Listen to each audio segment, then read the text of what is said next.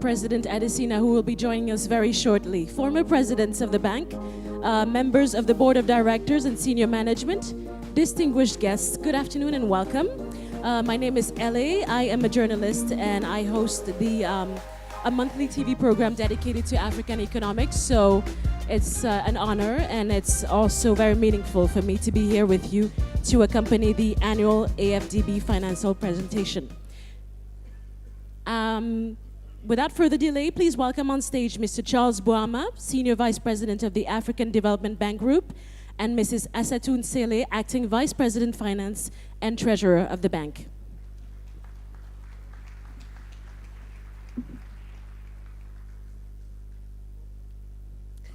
So let's start with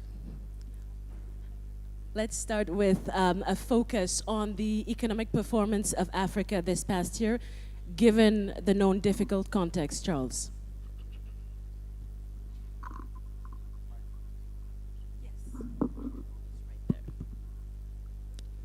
Thank you, Eli, and good afternoon.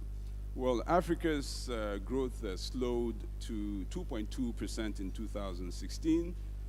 This is actually I think the lowest performance since the financial crisis back in 2009. And there are many reasons for this. The weakness in the global economy, of course, we all know commodity prices slumped, which has led to some fiscal constraints, of course, in many countries. The continent also felt the impact of severe weather conditions, drought, as well as conflict in a few areas, and they've all taken a toll, of course, on economic activity. However, notwithstanding all of this, Africa, taken as a whole, continues to be the second fastest region in the world. Let me highlight that, of course, we give the aggregates for the continent as a whole, but behind that, when you disaggregate, there are some very stellar performances, and we'll highlight the performance of Côte d'Ivoire, Ethiopia, Tanzania, Senegal, Djibouti, and they've all experienced growth rates in excess of 6%. Yeah. So what can we say about the prospects, Charles? Growth is expected to rise to 3.4% in 2017, and even higher, 4.3% in 2018, due in part to domestic demand, which contributes up to 60% of the continent's GDP, improved macroeconomic governance, overall improving business environment. I think we should add that. And I think it's the expectations that commodity prices will pick up also a bit. Yeah. Having said all that, we of course acknowledge that the performance is differentiated by countries and by regions, and there are many reasons, the differences in policy stances, the burden of debt, and even the relative states of the enabling infrastructure all contribute to different, of course, levels of performance. Of course, and for more detail, I would like to remind those of you listening that the AFDB's African Economic Outlook is now available. It was launched on Monday. Asatu, what is the African Development Bank doing to shield the continent from future commodity shocks? Our response to the continent's challenge are the high fives. And as we look at those priorities, we put a special emphasis on 4 cross-cutting areas. Gender equality. Why? Because you cannot ignore the rights of half of the African population. We also look at governance, because you cannot have sustainable growth and you cannot have strong domestic mobilization of resources to fund development without good governance. We also put a special emphasis on climate mitigation and adaptation, because Africa, as you know, is one of the regions that is the most vulnerable to climate change. And we also look at countries with fragility, which is home to 300 million people.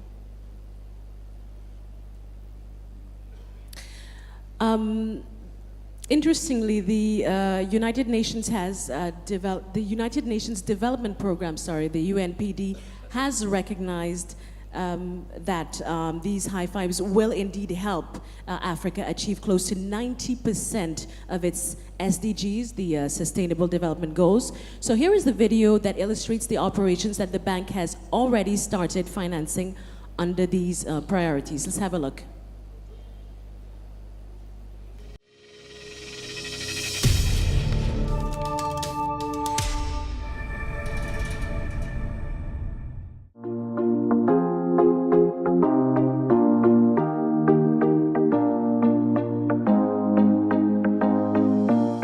In 2016, the African Development Bank stepped up its lending and advocacy work, tailored to the specific needs of its clients. The high fives, our aspirations for Africa, will help the continent achieve around 90% of the United Nations Sustainable Development Goals and Agenda 2063 of the African Union.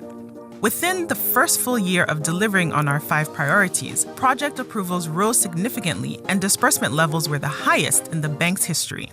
Light Up and Power Africa. The projects approved in 2016 will contribute to expanding the continent's installed power capacity by close to 550 megawatts and will provide up to 700,000 end-user connections. Energy sufficiency will drive Africa's transformation. This is why we will commit $12 billion of our resources and leverage up to $50 billion over the next 10 years.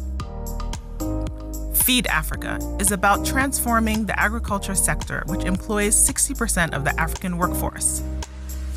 Ce projet nous a aidés. Ils nous ont dit de cultiver du riz et on l'a fait. Cela nous a amené le changement. Cela faisait 2 ans que je n'allais plus à l'école. On n'avait rien. Certains de mes amis partaient étudier, mais pas moi. Depuis que le projet a amené la culture du riz ici, je vais à l'école. Aujourd'hui, je suis épanoui. Actuellement, nous attendons un enfant. Nous nous sommes préparés à son arrivée. Nous allons pouvoir bien nous occuper de lui. Our continent is endowed with 2/3 of the world's uncultivated arable land, which could help meet the food needs of 9 billion people by 2050. Yet Africa still spends $35 billion annually on food imports. Its productivity and yields are amongst the lowest in the world, and the sector is increasingly vulnerable to climate change. Our goal is simple: support massive agro-industrial development and create wealth. Africa should export processed cocoa and not cocoa beans, ground coffee and not coffee beans, finished textile products and not cotton lint. Achieving this will require $40 billion annually over the next decade. We will quadruple our agribusiness investments to $2.4 billion annually. Enable Youth was launched in 2016 to scale up entrepreneurship and agribusiness in Africa. We committed more than $300 million in Nigeria, Sudan, and DR Congo and plan to replicate the program in more countries. We expect 250,000 new agro-enterprises, creating 1,250,000 jobs in the next 10 years. Industrialize Africa. The continent accounts for just 1.9% of global manufacturing, but the potential in services is yet to be fully harnessed. With Africa's share of global service exports at just 2%, our ambition is to increase industrial contribution to GDP by 130%, moving Africa to the top of the value chain and double industrial GDP to $1.72 trillion within the next decade. The bank will support the creation of 35 special economic zones and facilitate $56 billion of investments through industrialization programs in the next 10 years. Through Fashionomics, we invest in the textile industry, building capacity for micro-enterprises and SMEs. Integrate Africa is an imperative on the continent where 16 countries, home to 1/3 of African people, are landlocked. The bank will continue to invest in regional infrastructure while working with countries to remove soft barriers for effective regional integration. In 2016, the bank approved a transport project of $245 million in Uganda and Rwanda to boost regional trade and decongest traffic. The loan will rehabilitate over 200 kilometers of road in Rwanda, serving 1.1 million people, reduce travel time from 6 hours to 3 hours. In Uganda, the loan will build a 24-kilometer express highway connecting Kampala to the Northern Corridor, benefiting 1 million people.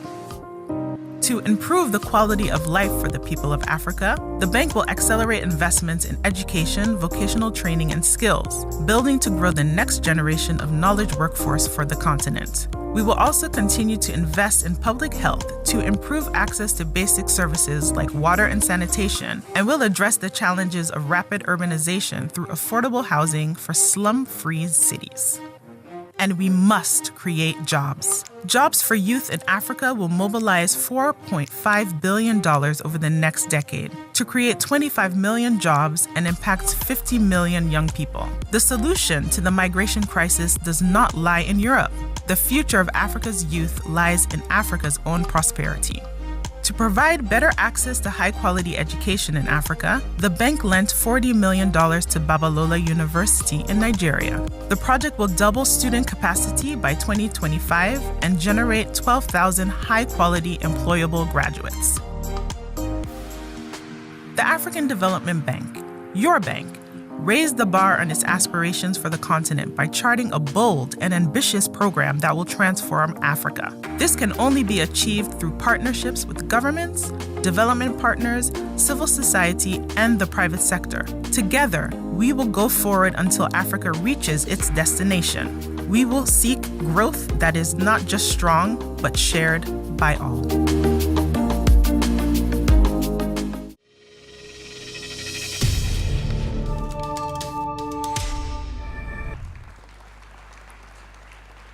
Yes, indeed, this is very promising, but it does seem quite ambitious, and I almost want to say, isn't it a bit too ambitious?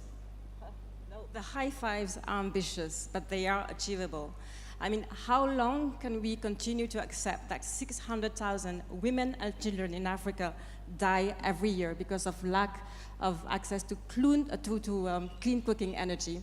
That more than 90% of our primary school lack electricity, and that half of the continent's population does not have access to electricity. So if you look at Africa's installed power capacity, it's about 170 gigawatts. But if you look at the renewable energy sources for the continent, it's a multiplier of this, as you can see on the screen. So we cannot fail. We cannot fail Africa. If we cannot accept that we have 200 million people that are going hungry every day, while we have arable, fertile land not yet put into production. Our young people are losing hope. They're crossing the seas in order to seek a better life. And the African Development Bank cannot fail them. Africa cannot fail them. And this is why we at the AFDB are embracing a very bold transformation agenda for the continent. Charles? I'll add, as a result of everything Asatu just said, the high fives are about two things, about scaling up, and it's about acceleration. And acceleration through increased leverage, and acceleration through smarter partnerships between the private and the public sector. We saw that on the video. Yeah. Speaking of acceleration, actually 2016 was a record year in terms of lending for the AFDB group. Can you tell us more about that? Yes, indeed it was. You saw the numbers. I referred earlier to the slump in commodity prices, and just like in 2009 when that was a financial crisis, and there were some fiscal challenges in many countries. The bank had to step up in terms of some of this counter-cyclical support to countries. So that's part of the reason. But very importantly also, there has been an increase in investment lending in 2016. And that's lending to projects in the high five areas around the continent. So these are the reasons, but I think the bottom line is that there is just increased demand, and increasing demand from our member countries. Mm-hmm. But excuse the question, but how does this impact the lives of ordinary Africans? You're absolutely right. I've never seen anybody that eats approvals. Clearly, you have to translate that into results, and we do not measure our effectiveness by approval numbers. Yes, we show the approval numbers, but that's not how we measure our results. We measure our impact by just how meaningfully we make an impact in the lives of ordinary Africans. Just some examples. In 2016 alone, 3.3 million Africans benefit from new electricity connections. 3.7 million Africans benefit from improved access to water and sanitation. 5.7 million Africans benefit from improvements in agriculture. I can go on and on. 9.3 million Africans benefited from access to better healthcare services. But let me just stop here, because tonight at the African Development Impact Awards ceremony, we'll tell you more about results. So I'll just keep my remarks short in this regard. Yeah. Okay, so from all this information, I understand that you're investing more and more in Africa, and yet you also managed to maintain your AAA ratings. So the next question is how? How do you do that? So we do maintain a very careful balance between maximizing our development effectiveness and efforts and preserving the financial integrity of the African Development Bank. As you know, we operate in one of the most challenging regions of the world, and we have defined our risk appetite, a credit exposure that is between B- and BB+. And as you can see from the screens, that's the weighted average risk rating of our portfolio as of December 2016. We are BB, so very well within our set limits. The rating agencies, as you indicated, 4 of them, S&P, Moody's, Fitch, and JCR, rates at AAA. And the reason why we are rated AAA by these institutions is due to the strong capitalization of the bank. And when we talk about a strong capitalization, we're talking about capital adequacy. It's the capacity to support the risk that is embedded in our portfolio and to also support unforeseen risk events. We also have prudent financial and risk management policies, which ensures that we manage the bank in a financially sound manner. There is also a preferred creditor status, which actually underpins the relevance of the African Development Bank to the continent. And also there is the very high liquidity or excellent liquidity of the institutions, which basically mean that if capital markets shuts down, the African Development Bank is in a position to meet all its debt obligations, its loan disbursement, and its cash management operations for a year without needing access extra liquidity. And also the shareholder support, extraordinary shareholder support that buttresses investors' confidence in the African Development Bank. Another important point, another important expectation is getting the most out of your capital. How do you do that, Charles? Yes, excuse me, we absolutely have a responsibility to stretch our balance sheet, to sweat the balance sheet, get the most out of it. And I'll share just with you just some of the few things that we've done and continue to do to, as they say, optimize our balance sheet. Just some examples. We have the private sector enhancement facility, which basically allows the ADB to do more lending to the private sector in ADF countries. So lending that perhaps, so it creates some more headroom for us to do more private sector lending in ADF, in the sort of the slightly poorer countries on the continent. Also last year, actually late in 2015, but most of the results came into 2016 as well, we did do an exposure exchange with the Inter-American Development Bank and the World Bank, and what that did was to allow us to lend more to countries where we had concentration and otherwise could not have done more lending, particularly in North Africa. So these are 2 examples. But let me carry on. We've also done more to try to crowd in. The needs are so huge that we really have to just try to pull in more resources from other places. So just some examples. We've had some co-financing arrangements with Japan, with China. That's the AGTF, the Africa Growing Together Fund, the 2 billion co-financing facility. There's a few more I can cite. The Agence France de Développement, we have a co-financing arrangement with them, with Korea. These are all efforts to try to bring in more resources to accompany our own resources. But there is more. We also do, in trying to stretch our balance sheet, a lot more syndication activities. I would say last year we had a record syndication transaction where we were able to crowd in about $965 million for ESCOM, the major utility in South Africa. and that was the largest on the continent. So this is a huge crowding in effect. We also are using our guarantee instruments to be able to do more in countries. So you see, it's just many, many different ways to try to stretch the balance sheet that we have to try to do as much as we can with the resources we have. Thank you, Charles. Grab some water as I ask the next question to Asetu. Now, you know, the key reason for our presence here is the financial presentation of the bank. Et je vais vous le demander en français pour ne pas frustrer les francophones dans la salle. Asetu, comment se portent les finances de la BAD?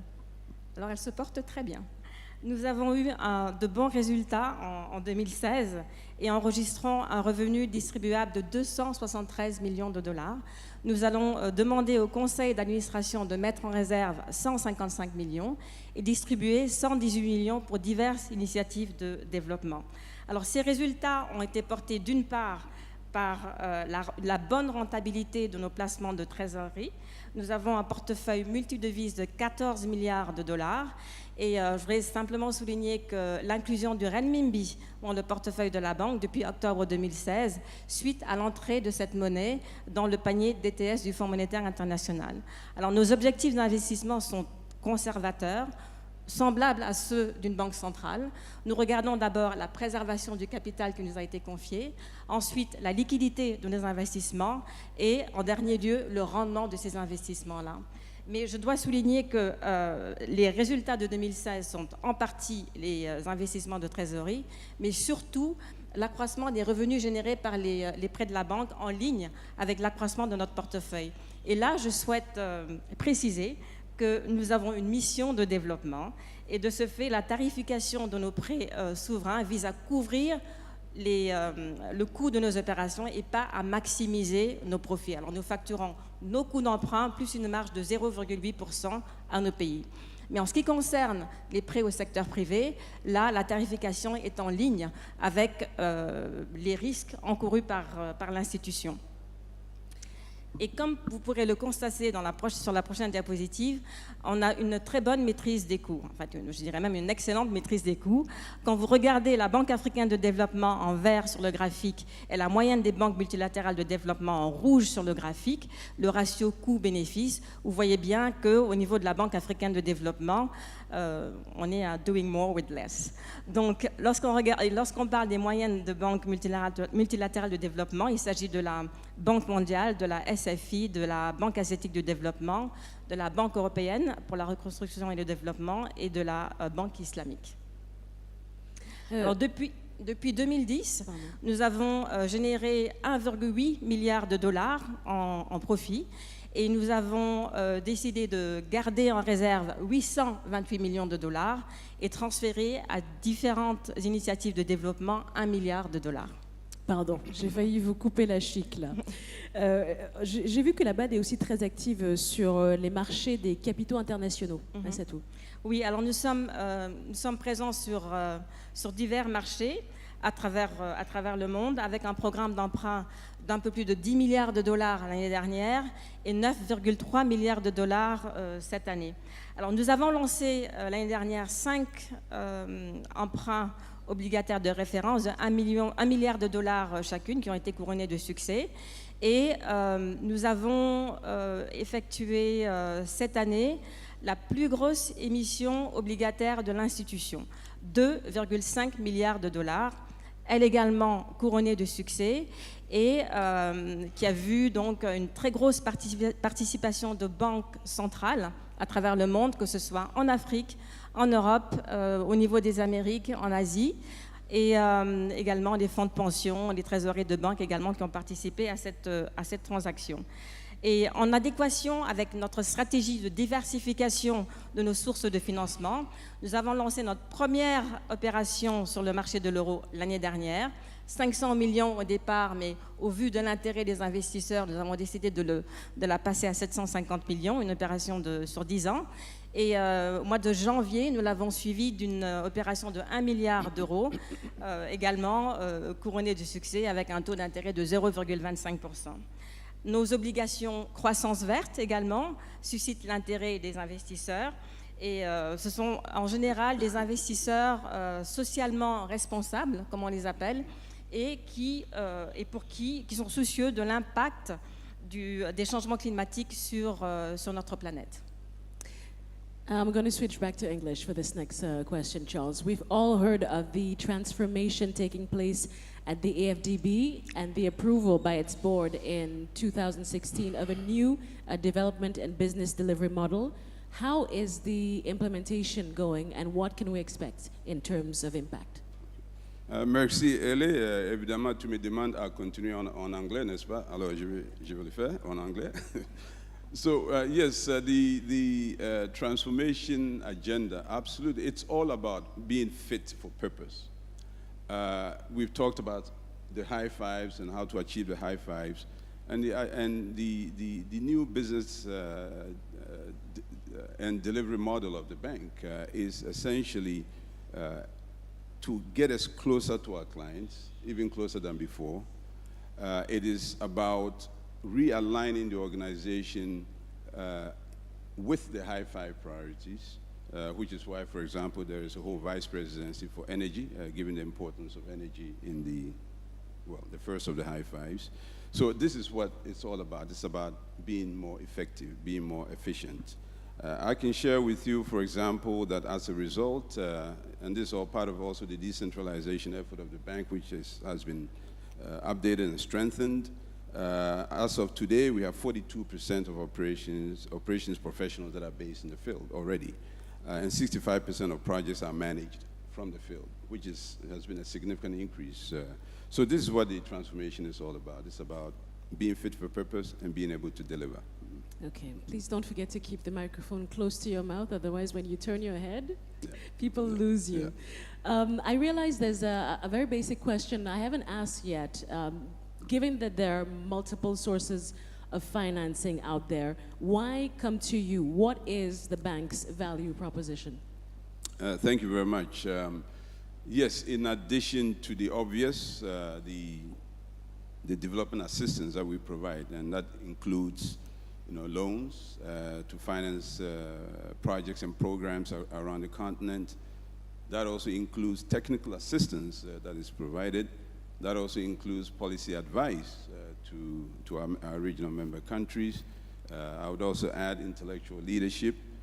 These are all the obvious ones that we do as obviously the premier development institution on the continent.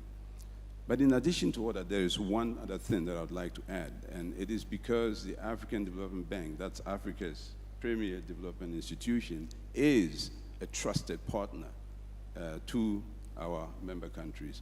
And as a result of that, all the things I've talked about, whether it's lending, whether it's equity investments, whether it's technical assistance, policy advice especially, all of these things are being done from the springboard is one of a trusted partner. The relationship is one of a trusted partner. That is unique to the African Development Bank. Yeah. Thank you, Charles. Thank you, Asatu. Let's give them some applause, please.